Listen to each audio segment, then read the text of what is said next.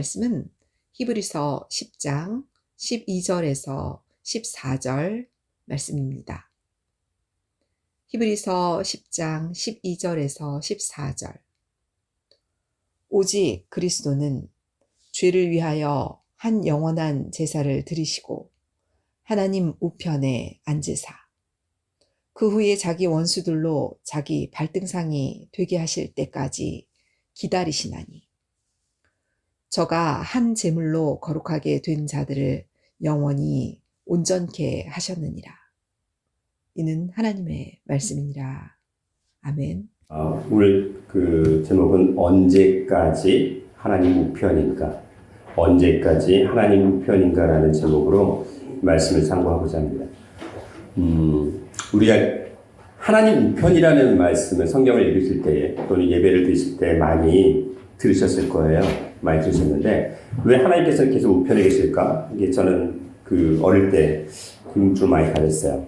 좌편도 있고 가운데도 있는데 왜 우편이실까? 라는 궁금증을 많이 갖게 됐는데 오늘 본문 말씀 보니까 그리스도는 죄를 위하여 한 영원한 제사를 드리시고 하나님 우편에 앉으셨다고 말씀하십니다. 하나님 우편에 앉으셨어요. 분명히 우편이라고 기록을 하고 있죠. 그리고 그 후에 자기 원수들로 자기 발등상이 되게 하실 때까지 기다리신대요. 자, 여기에 지금 정답과 그 결론이 다 나와 있습니다.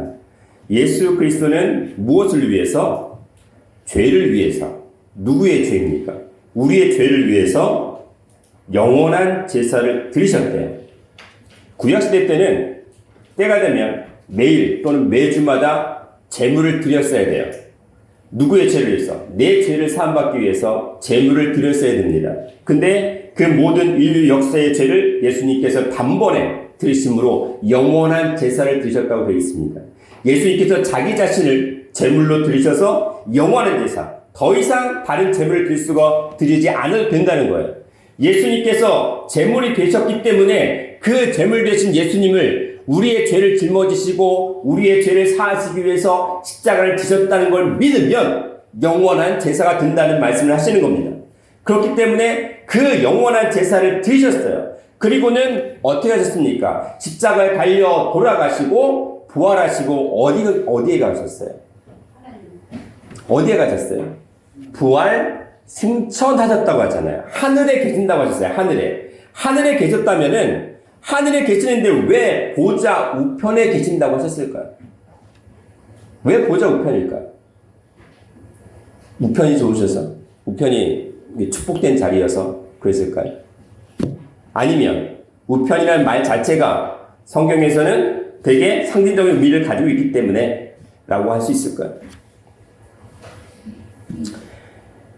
하늘이라는 개념은 성전이라는 개념하고 똑같아요. 왜냐하면 우리가 승천이라고 했을 때 하늘에 올라가셨다. 물론 맞습니다. 보이는 하늘도 맞고 또 영적인 하늘도 다 맞습니다. 근데 여기서 보시면 영원한 제사를 드리시고 우편에 앉으셨다는 것은 분명히 영원한 제사가 다 끝이 아니라는 거예요. 영원한 제사를 드리시고 우편에 앉으셨다는 것은 그 영원한 제사로 다 끝이 아니라고 말씀하세요. 왜냐하면 그 후에 자기 원수들로 자기 발등상이 되게 하실 때까지 기다리신대요. 자기 원수들이 발등상 되게 할 때까지 기다리신대요. 옛날에 전쟁이 일어납니다. 전쟁에서 패전한 나라의 국왕은 그 승리한 나라의 국왕에 어떻게 돼요? 엎드리게 되고 그 머리 위에 발을 올립니다. 승리자가 패자의 왕 위에 머리에 발을 올립니다. 그것이 발등상이에요.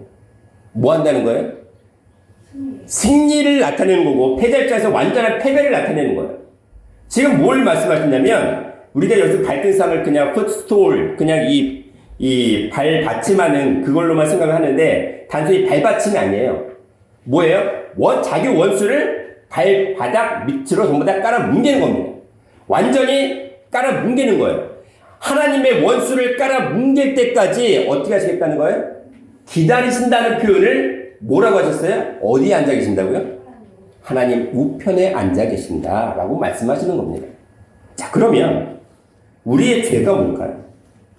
일단 우리의 죄를 위해서 십자가에 달리셨으니까 우리의 죄에 대해서 그 근본 문제가 무엇인지 정확히 알아야 될 것 같아요. 자, 우리가 죄라고 생각할 때 윤리적인 죄를 많이 생각을 할 때가 많이 있어요. 아, 우리가 하지 말아야 되는데 했어. 율법적인 차원의 죄이죠. 그쵸? 물론 그것도 죄예요. 근데 중요한 건 영적인 본질적인 죄의 모습은 무엇이냐면 요한복음 8장 24절에 너희가 만일 내가 그인 줄 믿지 아니하면 너희 죄 가운데서 죽으리라고 하셨습니다. 너희가 만일 내가 그인 줄. 근데 그라는 말은 요한복음 8장 24절부터 27절 말씀 사이를 보니까 창조주 하나님 아버지로 믿지 못하면, 하나님 아버지로 예수를 믿지 못하면 그 믿지 못하는 죄 때문에 너희가 죽는다라고 말씀하셨습니다. 와, 우리가 예수님을 믿지 못하면 죽는다는 거예요.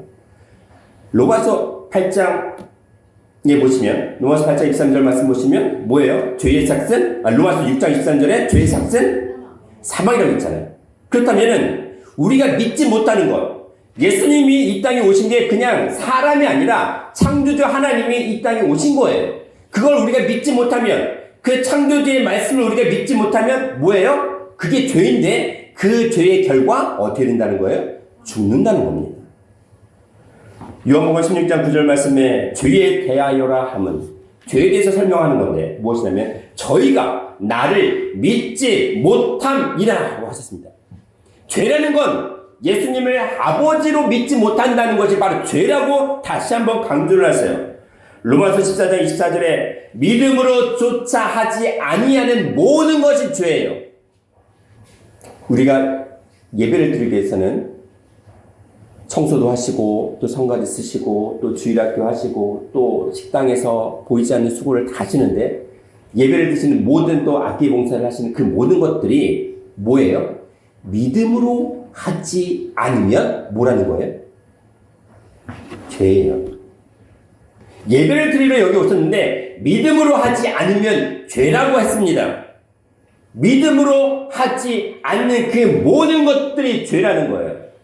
우리가 예배를 드리기 위해서 많은 시간들을 다 투자를 합니다. 준비를 합니다. 마음의 모든 것들을 비워놓고 여기 예배에 참석하기 위해서 이 자리에 나오는데 그 모든 것들이 무엇을 하시는 거예요? 믿음을 하시는 거예요. 그 믿음이 뭐예요?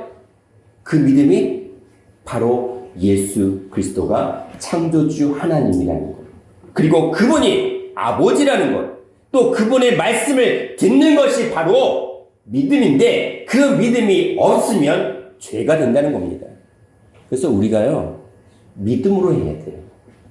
그럼 어떤 믿음을 말씀하시는 겁니까? 로마서 10장 17절에 예수 그리스도의 말씀을 들으면서 믿음이 나온다고 했어요. 자, 우리가요 주일날 예배 들으시는 거 중요합니다. 근데 무엇을 위해서 나오십니까? 그냥 신앙생활을 시작했으니까 예배는 드려야겠지, 주일 성수해야겠지, 그게 본질이 아닙니다. 무엇을 위해서 이 성전에 모이십니까? 예수 그리스도의 말씀을 들으면서 믿음이 나온다고 했기 때문에 그 말씀을 들어야 된다는 거예요. 근데 그 말씀을 듣지 못하면 그게 죄라는 겁니다. 자, 우리가 부모님이 자녀분들을 키우면서 양육을 합니다. 양육을 하는데, 자, 자녀들이 말을 잘 들으면 좋잖아요. 근데 그게 쉽지 않지요. 그쵸? 어릴 때는 철이 없다고 그래서. 근데 나중에 보면 다 커서도 철이 없기는 마찬가지인 것 같아요. 제 꼬락선을 보니까 그래요. 제 소가지를 보니까. 이 부모 심정을 결혼을 했다고 해서 아는 것도 아니에요. 결혼을 해서 자녀들 낳아봐서 키우는 과정 속에서 그나마 조금 알까 말 거예요. 다 알 수 없어요. 육신의 부모가 자녀들을 위해서 양육했던 그 모든 것들을 그 자녀들이 다 알 수 있을까요? 모를까요? 몰라요. 모른다가 정답이에요.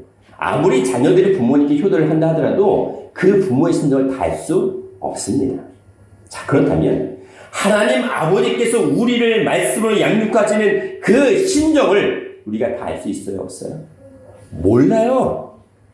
모르는 거예요. 자, 자녀들 입장에서 부모에게 효도하는 가장 기본은 무엇이냐면 부모님의 말씀을 잘 귀담아 듣는 거지요.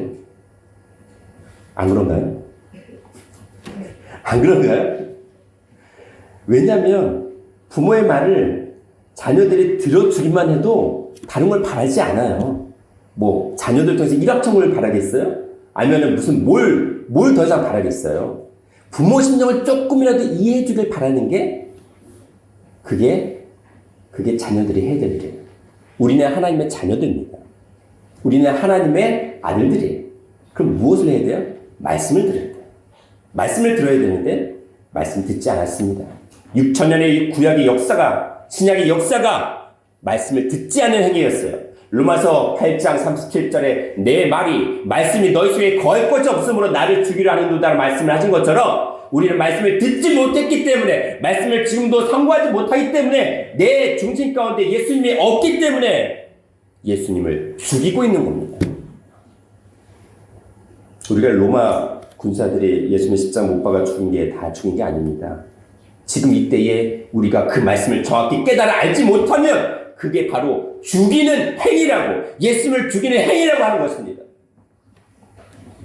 우리가요, 애끈다라는 말이 있어요. 애끈다, 애끌다 두 가지 말이 있는데, 애라는 말은 이 창자라는 소리예요. 창자라는 소리인데, 애끈다라는 얘기는 뭐냐면 창자가 끊어지는 고통이에요. 창자가 끊어지는 고통이고, 애끌다라는 거는 너무나 답답하고 너무나 안타까워서 이 속이 끓어오르는 게 애끌다라는 거예요. 고통과 슬픔이 다 들어가 있죠. 제가 지난번에 한 가지 예를 들었어요. 고슴도치가 있습니다. 고슴도치가 있는데 고슴도치가 새끼를 낳자마자 새끼가 병들어 죽었어요. 근데 일주일도 안 돼서 그 어미 고슴도치가 죽었어요. 근데 해부를 해보니까 그 고슴도치 창자들이 어떻게 됐어요? 다 끊어졌어. 어느 기사에 나왔던 얘기예요. 창자가 다 끊어졌어요. 자, 그러면 왜 죽었어요? 고슴도치 어미가 왜 죽었어요? 왜 죽었어요? 자기 새끼가 죽었다는 그 고통 때문에 어미의 창자가 다 끊겨 죽었습니다. 애 끊는 거예요. 애 끓는 거예요. 짐승조차 그런데 인간인 사람은 어떻겠어요? 부모 입장에서 자녀들을 키우는 부모의 그 심정은 어떻겠어요? 애 끈다, 애 끓다라는 심정은 지금도 아마 가지고 있을 거예요. 그렇죠? 하나님 아버지의 심정은 어떠실까요? 하나님께서 우리에게 바라시는 그 중심은 무엇일까요?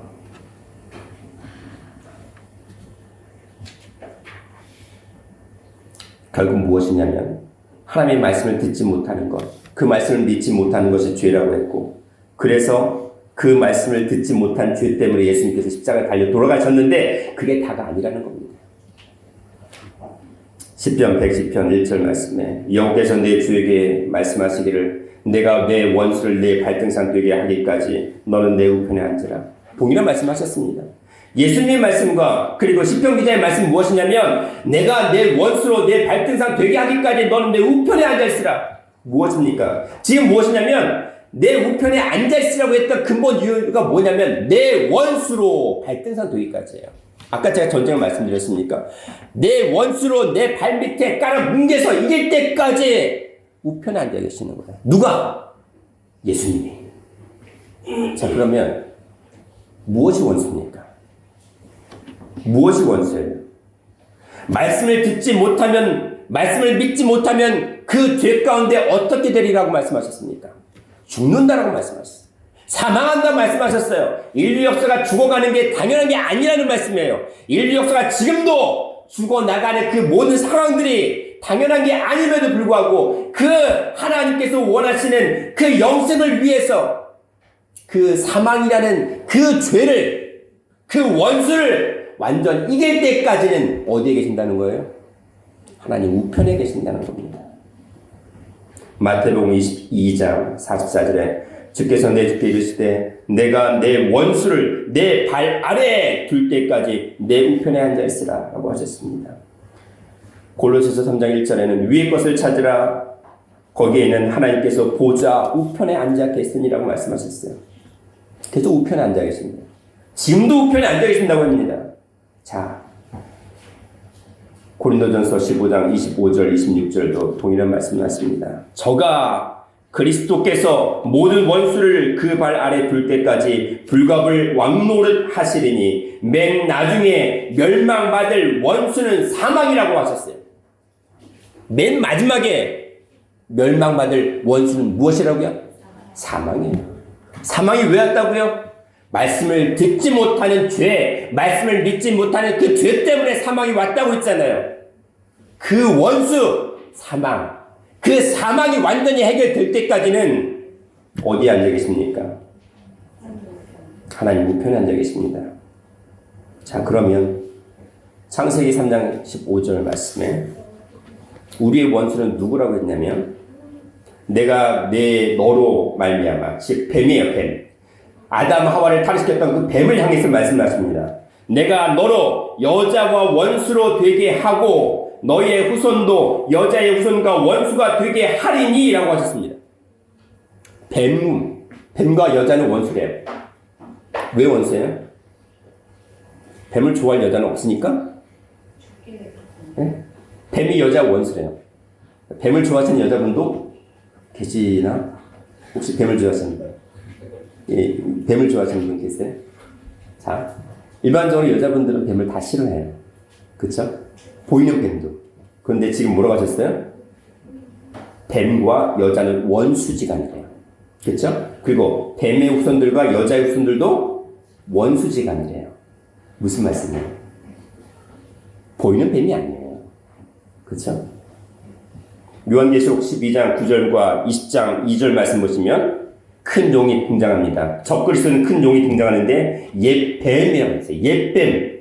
창세기 3장에 했던 옛뱀이고 마귀와 사단이라고 되어 있어요. 자, 그 창세기 3장에 나오는 그 뱀 때문에 아담과 하와는 타락을 했고 결국 죽음을 맞이했습니다. 창세기 3장 19절 말씀에 너는 흙이니 흙으로 돌아갈지니라. 결국 죽음으로 돌아갈 수밖에 없다는 그 죽음이 무엇 때문에? 뱀 때문에 그래요. 뱀. 그 뱀이 누구라고 말씀하세요? 사단마귀래요. 예수님을 시험했던 사단마귀래요. 마태복음 13장 38절에서 39절 말씀 보시면 밭의 비유 중에 이런 말씀을 하십니다. 밭은 세상입니다. 좋은 씨는 천국의 아들들입니다. 그리고 가라지는 악한 자의 아들들입니다. 그리고 가라지를 심은 원수는 마귀라고 말씀하십니다. 밭은 세상이래. 우리 마음밭은 세상인데 거기에 가라를 뿌린 원수가 있는데 그 뿌린 원수가 누구예요? 마귀예요. 근데 그 마귀는 누구였어요? 창세기 3장에서는 옛 뱀이었습니다. 우리가요, 제가 계속 강조드리는 게 뱀이 보이는 뱀이 아니라고 말씀드렸죠. 뱀은 혓바닥이 분명히 한 혀가 하나인데 두 가지로 나뉘어졌죠. 왜요? 한 혀로 두 가지 말을 하는 거짓말하는 존재예요. 그 거짓말로 하와를 꼬셨고 아담을 결국 타락하게 만들었습니다. 왜? 그 선악과 먹으면 영원히 산다라고 얘기한 거예요. 영원히 살아요. 자, 영원히 사는데 어떻게 영원히 살아요? 영원히 산다고 했습니다. 근데 타락했잖아요. 근데 죽었잖아요. 근데 그 죽음이 왜 영원히 사는 거예요? 지옥불에서 영원히 사는 거예요. 지옥불에서 영원히 사는 거예요.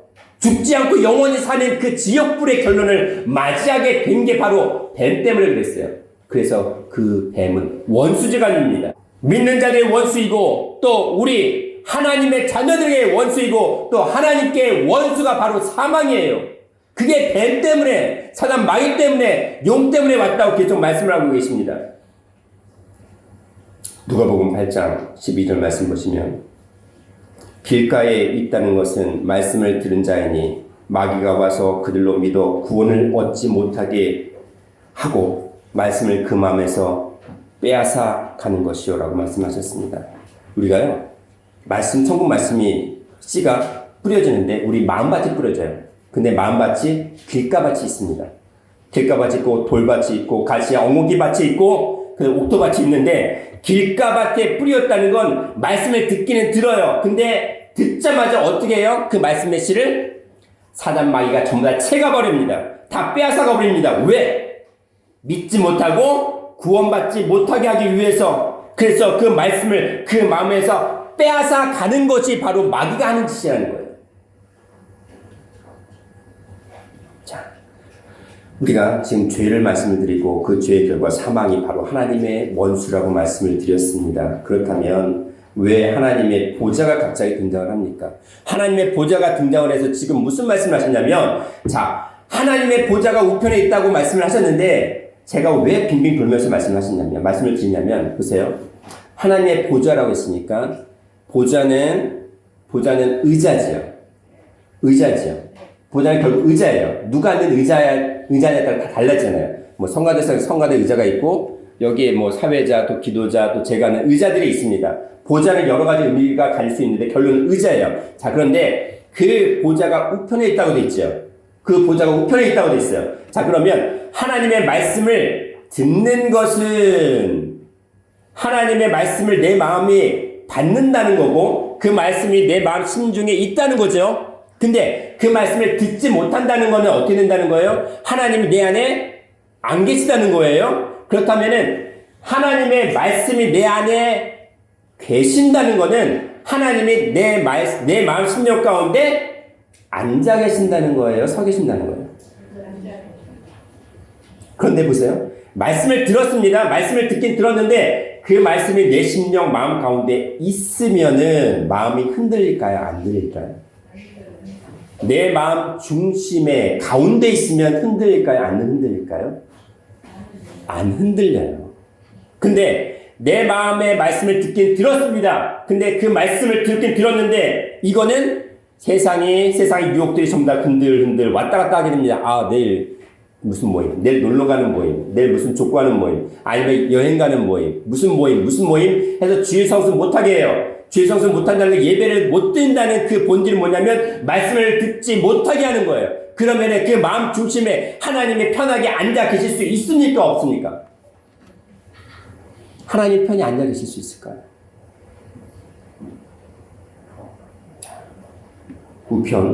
우편이라는 말, 하나님 보좌가 나오는데, 보좌는 10편 11편 4절 말씀 보니까 여호와께서 그 성전에 계시니 여호와의 보좌는 하늘에 있음이요.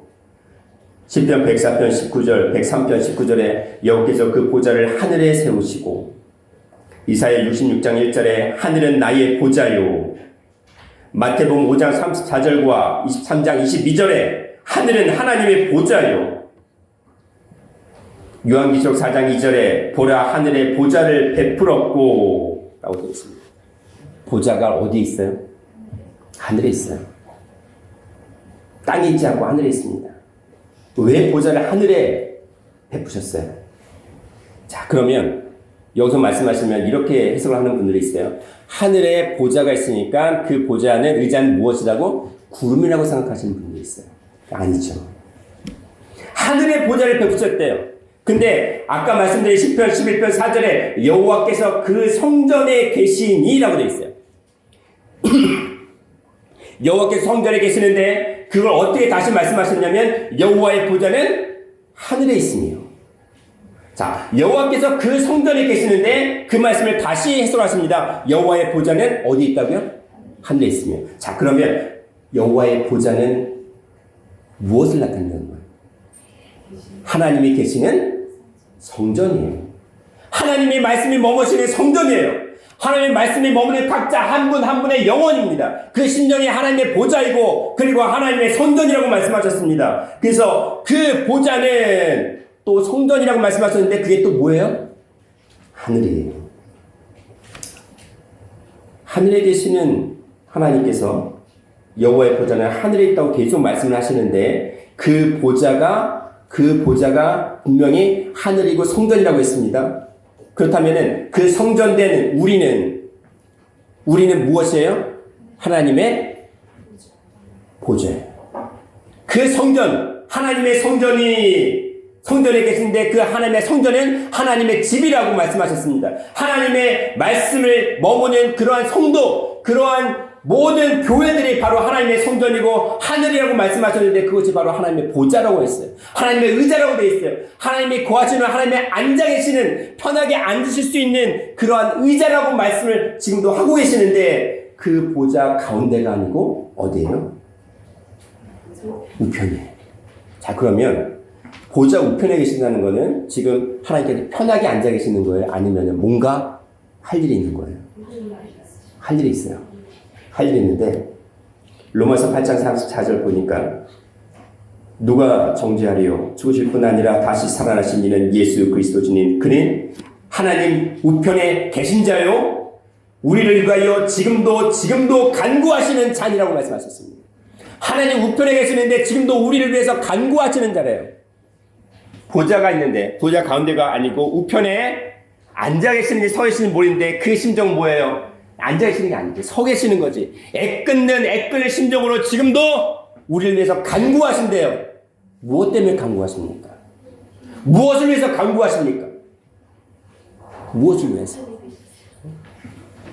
지금 만약에 우리 심정, 마음 중심에 하나님이 쫙 자정하고 계시면, 편하게 자정하고 계시면요, 하나님께서 걱정하실 게 있어요, 없어요?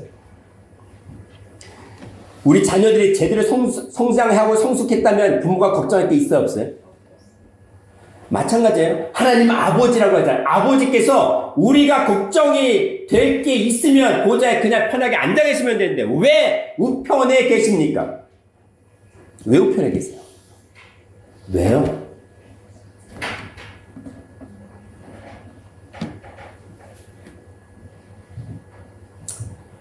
히브리서 12장 2절 말씀에 믿음의 주여 또 온전케 하시는 이인 예수를 바라보자.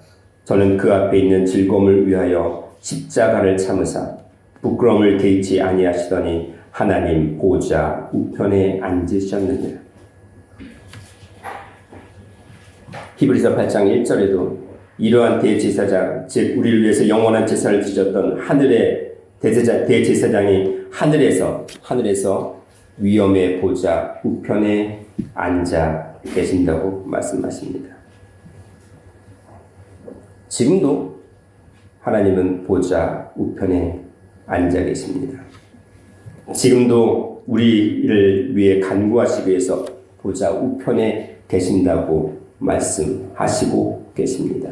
그런데 그때가 언제까지여야 됩니까? 원수가 자기 발등상 되게 하기까지. 원수가 예수님의 발 밑에 깔아뭉개기까지. 자, 그러면 그 원수를 누가 이겨야 돼? 자, 예수님의 발등상 밑에 원수가 있기까지, 마지막 원수인 사망이 예수님의 발바닥 밑에 있기까지, 그때 우편에 앉아 계신다고 했는데, 그러면 우리는 언제까지 우리는 만약 기다리고 있어야 되는 거예요? 예수님이 다 이겨주신 싸움 속에서 예수님께 사망을 이기시고 부활하셨잖아요. 그렇죠? 변화라는 걸 보여주셨습니다. 부활이라는 걸 보여주셨습니다. 그 예수님이 우편에 앉아 계신데 지금도, 그럼 언제까지라고? 원수가 자기 발등상 되기까지인데 누가 그 행위를 해야 돼? 사망이라는 원수를 자기 발바닥 밑에 깔아뭉개기까지 예수님께서 우편에 앉아 계신다고 했는데, 그렇다면 원수, 사망을 이기는 그 행위는 누가 해야 되는 거예요? 자식들이 해야 돼요. 기다리신다고 했어요. 아까 히브리서 10장 13절 말씀에 발등상 되게 하실 때까지 기다리신다고 되어 있습니다. 보세요. 예수님이 직접 행하시면은 예수님께 직접 원수마귀 이기시면 된 거잖아요. 그럼 우리 믿기만 하면 되는 거 아니었어요? 근데 예수님께서 보좌 우편에서 기다리신다고 되어 있어요. 누가 하기를 바라시는 거예요?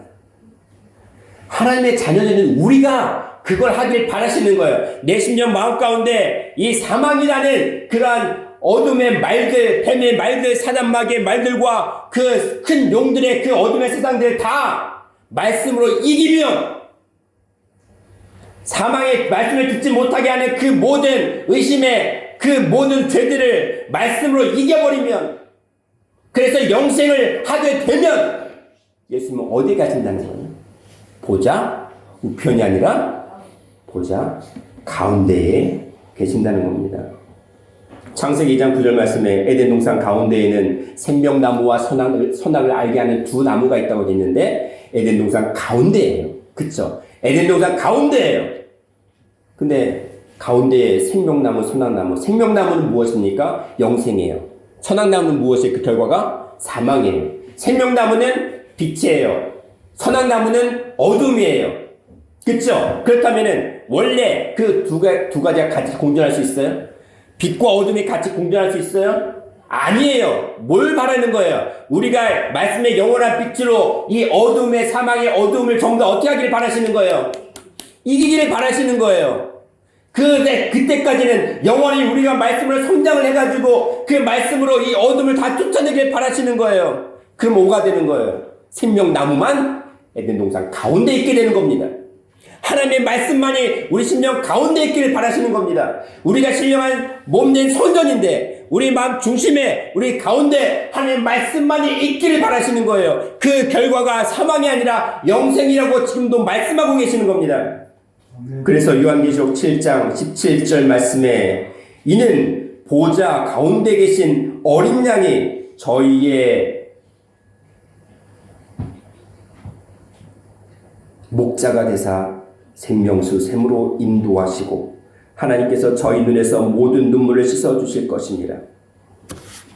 자, 요한계시록 17장에서 말씀하는 그 어린 양이 등장하는데 그 어린 양은 초림주가 아니라 재림주를 가리킵니다. 재림하시는 주님이 어디에 앉아 계세요? 지금은 보좌 우편이 아니라 보좌 가운데. 그럼 뭐예요? 우리가 재림주를 맞이한다는 개념은 뭐예요? 여전히 보좌 우편에 있다는 건 우리가 아직도 말씀으로 우리의 모든 죄를 이기지 못했다는 겁니다. 근데 우리가 그 예수님을 보좌 가운데로 모실 수 있다는 건 뭐예요? 재림주를 맞이한다는 그 과정이 뭐냐면 재림주 대신 그 어린 양의 말씀이 내 보좌 가운데에 앉아 계신다고 했습니다. 그러면서 생명수 샘으로 영원한 말씀의 샘으로 우리를 먹이시는데 그렇게 되면은 우리의 모든 눈에서 눈물을 씻어주신대요. 고통을 다 씻어준대요. 사망의 모든 눈물을 씻겨주신대요. 영생을 얻게 하신대요. 그게 보좌 가운데 앉는 건데 그게 언제를 나타내는 거예요? 초림이 아니라 재림이라는 겁니다. 우리 마음 심령 가운데 예수님의 말씀이 내 심령 가운데 중심에 정확하게 앉아 계시면 그게 바로 재림이라고 말씀하세요. 유대인들은 초림 예수님을 지금도 믿지 못하고 있어요. 초림 예수님을 지금도 기다리고 있어요. 믿지 못했기 때문에 생각을 바꿔야 될까요? 우리가 재림 주님이 이 땅에 오셨는데 우리가 그분을 알아보지 못한다면 그 말씀을 깨닫지 못한다면 우리 가운데 역시 여전히 초림주에 머물러 있을 수밖에 없습니다.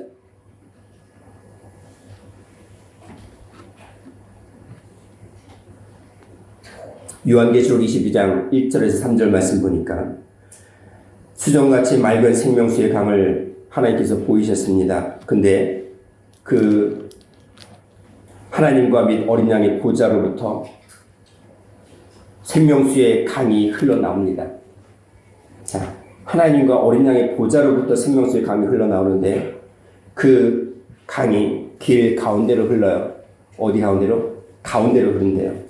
그래서 강 좌우에 생명나무가 있고 12가지 실과를 맺히고 달마다 그 실과를 맺히는 가운데서 그 잎사귀마저도 만국을 택한 자들을 다 살리고도 남음이 있는 그러한 저주가 사망의 저주가 없는 그러한 세계를 만드시겠다고 합니다. 근데 3절 말씀 보니까 요한계시록 22장 3절 말씀 보니까 하나님과 그 어린 양의 보좌가 그 가운데 있으리니 그의 종들이 그를 섬기며 라고 되어 있어요. 마지막에 생명수의 말씀이 흘러나오는데 어디로부터 흘러나와요? 하나님과 어린 양의 보좌. 여기서 하나님과 및 어린 양이기 때문에 하나님과 및 어린 양의 보좌 따로따로 있는 게 아니에요. 야, 너희들이 믿는 하나님, 그분이 바로 예수님인데 그 어린 양, 여기서 어린 양은 그냥 암노스라는 초림주가 아니고 아르니온이라는 재림주를 가리키는 아르니온이에요. 재림주, 즉 밋이라고 썼어요. 밋. 따로따로가 아니라 하나님과 밋 어린 양의 보좌니까 그 하나님과 어린 양의 보좌는 하나를 가리킵니다. 창조주 하나님이 바로 예수님이라는 얘기를 하는 거예요. 그 보좌로부터 무엇이 나오냐면 생명수 강이 흘러나오는데 그게 길 가운데 흘러나오는데 길 가운데로 길 가운데예요. 길 가운데 흘러나오는데 나중에 3절 말씀 보니까 하나님과 그 어린 양의 보좌가 어디에 있어요? 그 가운데. 여기 생명수의 강이 흘러나오는 게 어디냐면 내 심령 가운데 하나님의 보좌가 있다고 말씀하십니다. 우리가 예수님의 재림을 맞이한다고 하는데 이 주신 성경의 초림을 통해서 주셨던 말씀을 정확히 깨달아 알지 못하면 우리 마음 가운데 재림이 있을 수가 없다는 얘기를 하는 거예요. 여전히 보좌 우편이라고 말씀하시는 거예요. 에스겔서에서는 에스겔 성전의 결론적인 부분을 이렇게 말씀하십니다. 에스겔 43장 7절에 에스겔 성전에 대해서 말씀하시는데 그 성전을 하나님 보좌의 처소라고 말씀하셨어요. 하나님의 처소가 아니라 하나님 보좌의 처소. 즉 성전이라는 겁니다. 그래서 하나님의 발을 두는 처소라고 되어 있어요. 그래서 다시 그 결론으로 하나님이 이스라엘 족속 가운데 영원히 거할 곳이라고 말씀하고 있어요. 보세요. 그냥 우리 가운데 있는 그런 가운데가 아니고 여기서 말씀하시는 그 가운데는 타백이라는 말인데 타백은 in the midst, in the middle이에요. 정중앙에 누가 계시는 거예요? 하나님이 계시는데 우리 마음 심령 정중앙에 하나님이 계시는 것을 하나님의 보좌의 처소라고 말씀하고 있습니다. 에스겔 37장 26절과 28절에서는 내 성소를, 내 집을, 내 성전을 그 가운데 세워서 영원히 있게 하리라. 내 처소가 그들의 가운데 있을 것이며 내 성소가 그들의 가운데 있을 것이며 라고 계속 강조하고 있어요. 가운데예요, 가운데. 우리 심령 가운데는 생명나무 하나님의 말씀의 보좌가 있어야지 선한 나무 죽음으로 끝나는 그 거짓말이 있어서는 안 된다고 말씀을 하시는 겁니다. 우리 심령 마음 가운데 아버지의 말씀이 계셔야지 보좌 우편이 아니라 보좌 가운데 계셔야지 그게 바로 재림의 말씀, 변화의 말씀이라는 거예요. 우리가 말씀을 들을 때에 그냥 예수님 십자가 믿으면 구원받는다는 그런 개념이 아니에요. 그게 아니라는 거예요. 십자가로 끝났다면, 예수의 십자가 부활로 끝났다면 보좌 우편에 앉으셔서 다시 지금 우리를 위해서 간구하실 필요가 없다는 겁니다. 우리를 위해서 다시 기다리실 필요가 없다는 거예요. 지금도 간구하고 계시는 이유가 뭡니까? 우리를 위해서, 우리를 살리기 위해서 지금도 간구하신대요. 애끓는 심정으로 장자가 끊어지는 그런 부모의 심정으로 아버지의 심정으로 우리를 위해서 간구하신대요. 우리는 보좌 가운데 내 심령 마음 가운데 아버지의 말씀이 임하게 하셔서 이제는 우리 심령 가운데 어둠이 없고 생명의 말씀의 빛만이 온전히 심겨져서 죽음이 없는 영생의 말씀으로 변화받기를 바라시는 겁니다.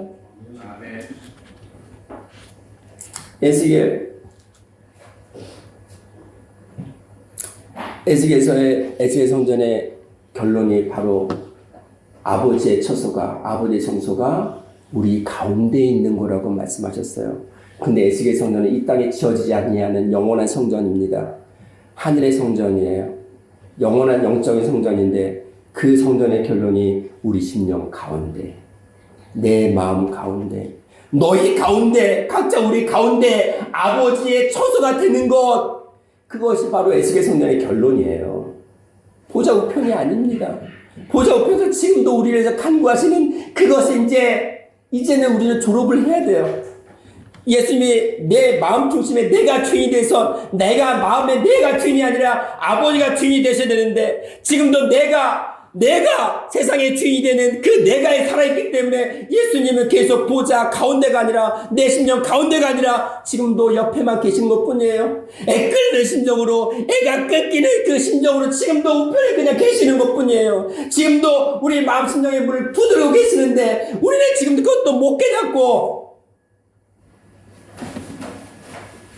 내가 주인의 삶을 살고 있다는 겁니다. 말씀의 빛으로 이제는 이 어둠의 말들과 세상의 모든 것들을 이겨내야 됩니다. 내가 주인인 삶이 아니라 아버지의 말씀이 아버지가 주인인 삶을 살아야 됩니다. 그래서 빛으로 어둠을 이길 때에, 생명으로 사망을 이길 때에, 요한계시록 3장 21절 말씀처럼 그렇게 이기는 그에게는 내가 내 보좌에 함께 앉게 하여 주기를, 내가 이기고 아버지 보좌에 함께 앉은 것과 같이 하리라고 말씀하셨습니다. 보세요. 인자의 보좌가 아니라 누구의 보좌? 아버지 보좌에 함께 앉게 하여 주겠다. 말씀으로 세상의 말들을 이깁니다. 빛으로 어둠을 이깁니다. 생명으로 사망을 이기는 그가, 그 결론이 뭐냐면 내 마음, 심령 가운데 아버지 말씀, 변화의 말씀이 있는 겁니다. 그래서 그거를 뭐라고 표현하셨어요? 아버지 보좌에 내가 같이 앉아 있는 거라고 표현하신 거예요. 같이 앉아 있는 거. 그것이 요한계시록의 또 다른 결론입니다. 왜냐하면 인자가 이 땅에 올 때에 자기 영광으로 온다고 하셨는데 그 자기 영광으로 보좌에 앉으시겠다고 하셨습니다. 그게 마태복음 25장 31절에 인자가 자기 영광으로 모든 천사와 함께 올 때에 자기 영광으로 보좌에 앉으리니라고 되어 있어요. 이 땅에 예수님께서는 하나님의 아들로 오셨다고 우리는 믿었습니다. 요한복음 8장 24절부터 27절에 아버지로 오신 분을 그냥 아들 차원으로 믿었어요. 근데 인자가, 그래서 그것을 받아서 예수님께서 나는 인자, 그래 너희가 아들로 믿으니까 내가 인자로 낮아줄게. 그 인자 차원에서 그러면 다시 오시는 주님은 자기 영광, 원래의 영광으로 온대요. 근데 자기 영광으로 오시는 그분이 뭐냐면 마태복음 16장 17절에 인자가 아버지의 영광으로 그 천사들과 함께 오리니 그때에는 각 사람의 행한 대로 갚으리라. 마가복음 8장 38절에도 인자가 아버지의 영광으로 거룩한 천사들과 함께 올 때에 재림이에요. 근데 누구의 영광이에요? 다시 오시는 주님 아버지의 영광이에요. 그래서 예수님께서 주기도문을 우리에게 알려주셨잖아요. 왜? 어떻게 알려주셨어요? 마태복음 6장 9절부터 13절에 뭐라고 하셨어요? 처음 주기도문의 시작이 뭐예요? 하늘이죠? 하늘인데 그 어떤 하늘에 하나님의 보좌를 베푸셨다고 되어 있잖아요. 성전이라고 말씀하셨어요. 하늘에 계신 누구예요? 하늘에 계신 우리 아버지라고 기도하라고 하셨잖아요. 인자라고 기도하라고 하지 않았어요. 하늘에 계신 하나님의 아들이라고 기도하지 않았어요. 뭐라고 알려주셨어요? 하늘에는 누가 있어야 돼요? 아버지야. 아버지의 보좌, 우리 보좌는 인자의 보좌가 아니에요. 원래 보좌 가운데 계신 분은 그냥 뭐예요? 우리가 온전히 믿어서 장성한 자가 되기까지는 인자로 역사하셨습니다.